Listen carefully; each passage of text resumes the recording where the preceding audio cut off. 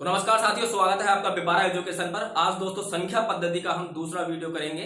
तो कल की क्लास के आधार पर हमने दोस्तों कुछ सवाल यहाँ पर लिख रखे हैं, तो देखते हैं साथियों आप इनमें से कितनों का सही जवाब दे सकते हैं। तो सबसे पहला सवाल है दोस्तों, सबसे छोटी अभाज्य संख्या क्या होगी। ये सब कुछ हम कल पढ़ चुके हैं, इसलिए कल का वीडियो नहीं देखा है तो आप कल का वीडियो जरूर देखिए। उसी के आधार पर ये सवाल हमने यहाँ पर लिखे हैं। तो दोस्तों सबसे छोटी अभाज्य संख्या क्या होती है, आपको बताना है। क्या एक होती है, क्या दो होती है, क्या तीन होती है, तो आपको बताना है इसमें सही जवाब। तो सही जवाब होगा इसका दो। एक नहीं होती है ना। एक क्यों नहीं होती है ये समझना है तो कल का वीडियो आप देखिएगा। सबसे छोटी जो अभाज्य संख्या है वह दो होती है। अगला जो सवाल है, एकमात्र सम अभाज्य संख्या, मतलब एकमात्र ऐसी संख्या है जो सम भी है और अभाज्य भी है, केवल एक है सभी संख्याओं में, वह आपको बतानी है। तो उसका जवाब भी दोस्तों क्या होगा, यहाँ पर दो हो जाएगा। ठीक है, दो के अतिरिक्त कोई भी ऐसी संख्या नहीं है जो अभाज्य होने के साथ साथ सम भी हो। केवल दो ही ऐसी संख्या है जो सम भी है और अभाज्य भी है। ठीक है, तो ये आपको याद रखना है, कई बार पूछा गया है और आगे भी शायद पूछा जा सकता है। सह अभाज्य संख्या नहीं है। ये तीन ऑप्शन आपके सामने है, 8 15, 21 63, 7 21। सह अभाज्य संख्या हमेशा युग में होती है, जोड़े में होती है। तो यहाँ पर तीन ऑप्शन है, यहाँ पर आपको बताना है कि इसमें से सहअभाज्य संख्या कौन सी है, कौन सी नहीं है। तो 8 और 15 दोस्तों बिल्कुल सहअभाज्य संख्या है। 7 और 21 भी सहअभाज्य संख्या है, लेकिन 21 और 63 नहीं है ना। सहअभाज्य संख्या का पूरा कॉन्सेप्ट समझना है तो मैं बार बार कह रहा हूं, आप कल का वीडियो जरूर देखिएगा। तो साथियों इसमें 21 और 63 नहीं है, क्योंकि बहुत सारे कॉमन गुणनखंड इन संख्याओं के आपको मिलेंगे। 3 दोस्तों 21 को भी काटेगा, 63 को भी काटेगा, 7 21 को भी काटेगा और 63 को भी काटेगा, और स्वयं 21 अपने आप को भी काटेगी और 63 को भी काटेगी। तो इतने सारे इनके कॉमन गुणनखंड बन गए। इसका मतलब यह संख्या सहअभाज्य संख्या नहीं है। तो इसका सही उत्तर हो जाएगा 21 63। उसके बाद में समांतर श्रेणी से एक सवाल है, 11 17 23 में 12वां पद क्या होगा, है ना। तो ये भी दोस्तों फॉर्मूला हमने कल समझा था। इसका फॉर्मूला होता है साथियों a plus n minus 1 is equal to d. A क्या है दोस्तों, प्रथम पद है। तो ज्यादा डिटेल में बात हम नहीं करेंगे क्योंकि ये सारी बातें कल हम कर चुके हैं। ए होता है प्रथम पद, एन क्या है दोस्तों, जो पूछा गया पद है, यानी कि 12वां पूछा है। तो 12 में से एक गया तो कितना बचा, 11 बचा। और डी क्या है, डिफरेंस यानी कि अंतर होता है। तो हम देखेंगे ये समांतर श्रेणी में अंतर कितना है। तो आप देखेंगे 11 से 17 हुआ मतलब 6 बड़ा, और 17 से 23 हुआ मतलब 6 बड़ा, मतलब 6 का अंतर है इस श्रेणी में। तो 6 से क्या कर देंगे, यहाँ पर गुणा कर देंगे। अब दोस्तों 11 छिन कितना हो जाता है 66, और प्लस में इधर 11 है तो 11 और 66 कितना होगा 77। इसका सही उत्तर हो जाएगा। ये सारी बातें हम कल कर चुके थे। अब इसका दोस्तों अंतिम सवाल करते हैं, और मैं विश्वास के साथ कह सकता हूं कि यदि आपने कल की क्लास डिटेल में पढ़ी है, अच्छे से पढ़ी है, तो इसका जवाब आप आसानी से दे सकते हैं ना। इसका दोस्तों हमने फॉर्मूला बताया था, अंतिम संख्या में से आप प्रथम संख्या घटाएंगे, यानी कि लास्ट संख्या में से आप फर्स्ट संख्या घटाएंगे और बटे में लिखेंगे सर्वांतर, मतलब अंतर कितना चल रहा है। तो इसमें देखेंगे कितना अंतर चल रहा है साथियों, 3 का अंतर चल रहा है ना, 3 का। तो बटे में आ जाएगा 3, और दोस्तों प्लस में आ जाएगा 1। ये इसका फॉर्मूला हमने कल आपको बताया था। अब देखिए साथियों 113 में से 5 गया तो 108 हो गया, और बटे में 3 है, प्लस में 1 है। 3 से 108 काटेंगे, 3 3 9 3 6 18, और दोस्तों इसका सही उत्तर हो जाएगा 37। मतलब 5 से लेकर 113 तक यदि 3 के अंतर से चला जाए तो कुल पदों की जो संख्या बैठेगी वो बैठेगी 37। ठीक है, तो इतना हमने कल डिटेल में पढ़ा था, और उम्मीद करते हैं आज आपको ये समझ में आ गया होगा। अब बढ़ते हैं दोस्तों आगे, और आगे दोस्तों हम योग के कुछ फॉर्मूलाज देखेंगे, चाहे वो प्राकृत संख्याओं के योग हो, चाहे वो सम संख्याओं का हो, चाहे वो विषम संख्याओं का हो, चाहे वर्गों का हो या क्यूब का हो। तो बने रहिएगा हमारे साथ साथियों। तो चलिए शुरुआत करते हैं आज के वीडियो की। तो चलिए साथियों एक फॉर्मूले के साथ हम आज के वीडियो की शुरुआत कर रहे हैं। सबसे पहले हम पढ़ेंगे समांतर श्रेणी का योग। ठीक है, समांतर श्रेणी का मतलब यह हो गया साथियों, कितने का भी अंतर चल रहा हो, बस समान चलना चाहिए। तो उसके योग का जो फॉर्मूला होगा, अंतिम संख्या प्लस पहली संख्या बटे में 2 और गुणा में n। n क्या है, यहाँ पर देख सकते हैं पदों की संख्या, जो हमने अभी अंतिम सवाल किया था, पदों की संख्या निकाली थी, वो कल भी हमने समझा था। तो वही है साथियों n का मान, पदों की संख्या हमें पता होनी चाहिए। तो ये फॉर्मूला दोस्तों हर उस जगह काम आएगा जहां पर समान अंतर चल रहा हो। प्राकृत संख्याएं क्या होती हैं कल हमने समझा था। तो प्राकृत संख्याओं के योग में भी ये फॉर्मूला काम में आएगा, क्योंकि वह भी एक समांतर श्रेणी है, उसमें भी एक का अंतर चलता रहता है। सम संख्याओं में भी ये काम में आएगा, क्योंकि दोस्तों आपको पता है सम संख्याओं में 2 का अंतर चलता रहता है। विषम संख्याओं के योग में भी काम में आएगा, क्योंकि साथियों आपको मालूम है विषम संख्याओं में भी 2 का अंतर चलता रहता है। 4 का अंतर हो, 5 का अंतर हो, 6 का अंतर हो, बस समान अंतर होना चाहिए। ये दोस्तों हर समान अंतर श्रेणी का योग का फॉर्मूला आपका होता है। लेकिन साथियों जरूरी नहीं है कि चिड़िया को मारने के लिए ब्रह्मास्त्र का ही प्रयोग किया जाए। ये ब्रह्मास्त्र है, लेकिन छोटे छोटे अस्त्र भी हमारे पास हैं, उन्हीं को हम सीखेंगे। यदि प्राकृत संख्याओं का योग आपसे पूछा जाए तो आप इस फॉर्मूले का यूज ना करके आप करेंगे n गुणा n प्लस 1 बटे में 2। इतना दोस्तों आपको करना है। ये प्राकृत संख्याओं का योग है, ठीक है, किसका? प्राकृत संख्याओं का योग। और आपको पता है प्राकृत संख्याएं क्या होती हैं, 1 से शुरुआत होती है और बिना किसी दोस्तों की संख्या को छोड़े लगातार ये अनंत तक चली जाती है। 1 2 3 4 5 6। तो वहां पर दोस्तों ये वाला फॉर्मूला भी हम अभी समझाएंगे। प्रत्येक फॉर्मूले में दोस्तों ये वाला शामिल है ना, मतलब ये समझ के चलिए कि प्रत्येक फॉर्मूला इसमें शामिल है। तो हम इसको समझेंगे, फिर वहां पे भी इसको अप्लाई करके देखेंगे। तो देखिए साथियों, प्राकृत संख्याओं का यदि योग आपसे पूछा जाए तो आप इस फॉर्मूले का यूज करेंगे। और मैं आपको बता दूं, हम छोटी छोटी संख्याएं पहले लेके चलेंगे ताकि आपको अच्छे से समझ में आए।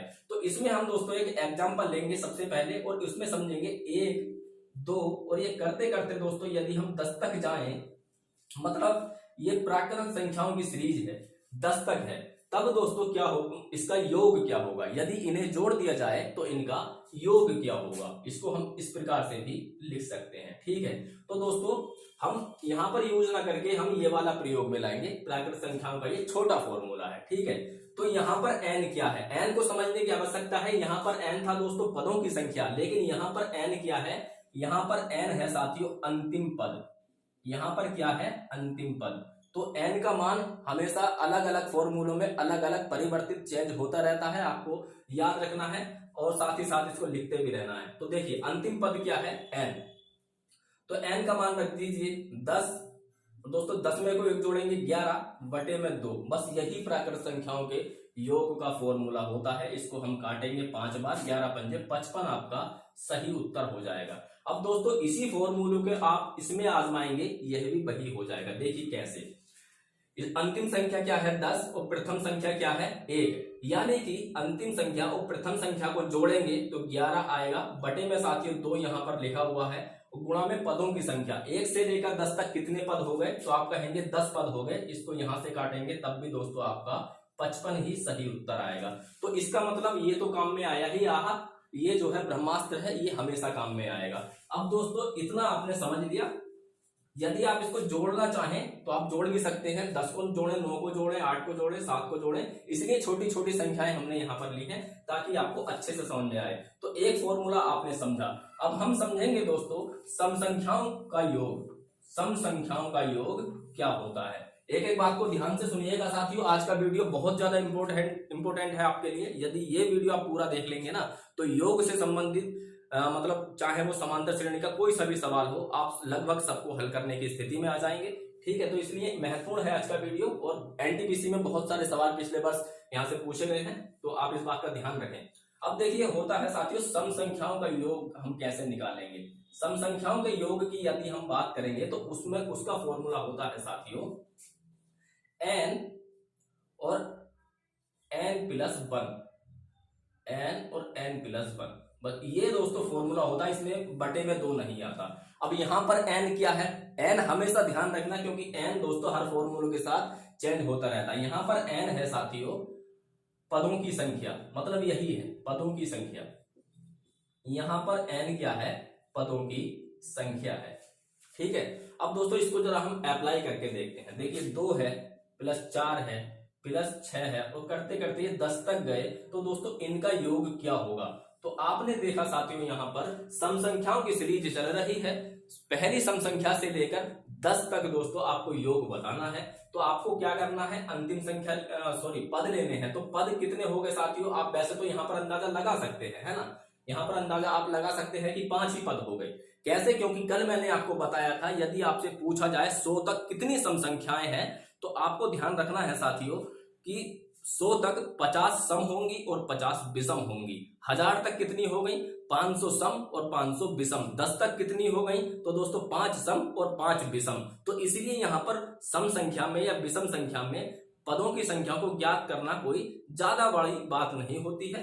आप अंतिम संख्या में 2 से भाग दे दें। जैसे साथियों 100 तक कितनी सम संख्याएं हो गई, तो 100 में साथियों आप 2 से भाग देंगे तो कितना बचेगा? 50, है ना। 50 ही सम 50 ही विषम हो जाएंगे। तो वैसे ही यहाँ पर हम देखेंगे 10 तक पूछी नहीं है, तो इसका मतलब 5 सम और 5 विषम। तो पदों की संख्या आपको मालूम है 5 है। तो दोस्तों इसका फॉर्मूला मैंने आपको यहाँ पर लिए लिख दिया है। अब पदों की संख्या कितनी है? 5। तो 5 गुणा 5 प्लस 1 यानी कि 6, 5 छन 30 दोस्तों, ये इसका सही उत्तर हो जाएगा, है ना। सही उत्तर हो जाएगा। चाहे आप जोड़ करके देख लीजिए, एक यहाँ पर ये 8 ही रह गया है, बस 8 ही मिसिंग था। जोड़ के देखेंगे 10 और 8 18 हो गया, 18 और 6 कितना हो गया? 18 6 24, 24 और 4 28, 28 और 2 30। ठीक है, तो यहाँ पर दोस्तों सम संख्याओं के योग में हमेशा ये वाला फॉर्मूला काम में आएगा। अब सोचेंगे ये क्यों लिखवाया दोस्तों? ये वाला फॉर्मूला यहाँ भी काम में आ सकता है। जैसे कि मैंने कहा वो ब्रह्मास्त्र है। देखिए कैसे करेंगे दोस्तों, अंतिम संख्या और प्रथम संख्या को जोड़ना है, यानी कि 10 और 2 कितना हो गया? 12, बटे में 2 करना है। अब दोस्तों n क्या है? पदों की संख्या। तो पदों की संख्या कितनी है दोस्तों? 5 होती है। अब 2 से काटेंगे इसको 6 बार, तो 6 पंजे कितना हो गया?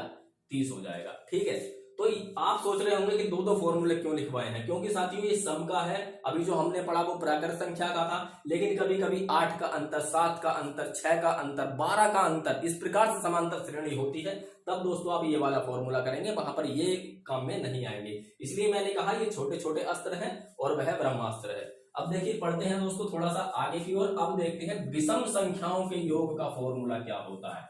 ठीक है, विषम संख्याओं के योग का फॉर्मूला क्या होता है। तो विषम संख्याओं का जो फॉर्मूला होता है वह और भी ज्यादा आसान है, उसमें केवल n स्क्वायर करना है। और यहाँ पर n क्या है? यहाँ पर भी दोस्तों पदों की संख्या है, पदों की संख्या है ना। इतना याद रखना। अभी तक हमने 3-4 फॉर्मूले समझे हैं, सभी फॉर्मूलों में n का मान पदों की संख्या ही आ रहा था, लेकिन एक फॉर्मूला ऐसा था जो प्राकृत संख्याओं का योग था, उसमें n क्या था? अंतिम संख्या थी। तो देखिए साथियों, मैंने कहा 1 + 3 + 5 से करते करते साथियों यदि हम 9 तक जाएं तो दोस्तों इनका योग क्या होगा। ठीक है, तो सबसे पहले हम इस फॉर्मूले से देखते हैं। तो 1 से लेकर 9 तक यानी कि 10 तक ही हम मान लें, क्योंकि 10 क्या है? सम संख्या है। तो 10 तो सम है, 10 से पहली जितनी भी है कितनी हो गई? 5 हो गई। तो पदों की संख्या ज्ञात करना ज्यादा बड़ी बात नहीं होती है सम संख्याओं में और विषम संख्याओं में। ठीक है, इससे अगली संख्या में, मतलब जो भी अंतिम संख्या है उससे अगली विषम संख्या में क्या करना है? जो भी अंतिम संख्या है उससे तुरंत अगली संख्या में 2 से भाग दे दीजिए, उतनी ही विषम संख्याओं की संख्या होगी। 9 से अगली क्या है? 10, 10 को 2 से भाग करेंगे कितना बचा? 5, यानी पदों की संख्या 5। लेकिन सम संख्याओं में ऐसा नहीं करना होता।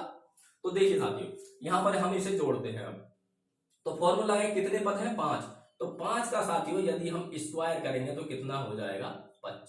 25 हो जाएगा। अब साथियों ये यहां भी काम में आएगा, है ना। अंतिम पद क्या है? 9, प्रथम पद क्या है साथियों?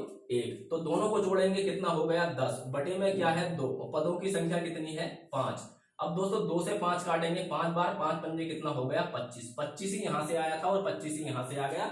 अब इसको आप वैसे भी जोड़ के देखेंगे, 1 3 5 7, उस सबको जोड़ के देखेंगे तब भी दोस्तों आप क्या पाएंगे? 25 ही आएगा। 9 और 7 कितना होता है साथियों? 16, 16 और 5 हो गया 21, 21 और 3 24 और 1 25।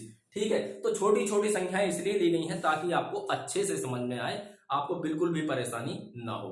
तो ये तो था दोस्तों जो संख्याएं अब तक बिना वर्ग की थी, बिना दोस्तों क्यूब की थी। अब हम देखते हैं वर्गों का जो योग होगा वो किस प्रकार से ज्ञात करेंगे, और दोस्तों जो क्यूब का योग होगा उसको किस प्रकार से हम ज्ञात कर सकते हैं।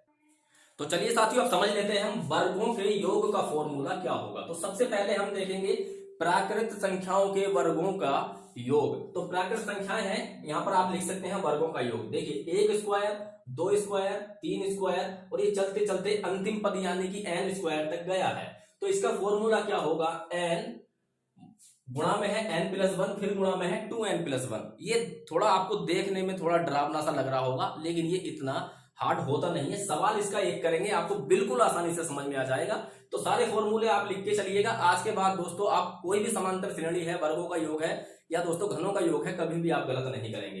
देखिए साथियों, इसका एक सवाल ले लेते हैं, तब ये फॉर्मूला आपको बहुत इजी लगने लगेगा। छोटी छोटी संख्याएं लेकर के चलेंगे, पहले जब सवाल करेंगे तो बड़ी बड़ी संख्याएं लेंगे, लेकिन अभी पर्पस केवल आपको समझाना है, समझ में भी आ जाए और सिद्ध करके भी दिखा दिया जाए। जैसे कि अभी हमने देखा है तो हर एक बात सिद्ध हो रही थी, वैसा यहाँ पे देखते हैं। देखिए साथियों, प्राकृत संख्याओं का ये योग है, तो हम क्या करेंगे, चलिए सवाल ले लिया हमने, 1 स्क्वायर, 2 स्क्वायर, 3 स्क्वायर और 4 स्क्वायर, यहां तक ही ले लेते हैं। इनका योग बताइए क्या होगा। तो सबसे पहले हम फॉर्मूले में देखेंगे क्या है। तो फॉर्मूला आपको देखने में थोड़ा डरावना सा, अजीब सा लग रहा हो, लेकिन यहां पर देखिए बड़ा आसान सा ये हो जाएगा। अंतिम पद होता है n, तो यहां पर अंतिम पद क्या है, 4, ठीक है। n+1 यानी कि 5, 4 में कोई 1 जोड़ दो, फिर उसके बाद में क्या है 2n यानी कि 4 दूनी 8 और 1 9, इतना। अब दोस्तों ये आसानी से कैसे समझना है, देखिए सबसे पहले अंतिम पद में को 1 जोड़ दीजिए, कितना हो गया 5, है ना।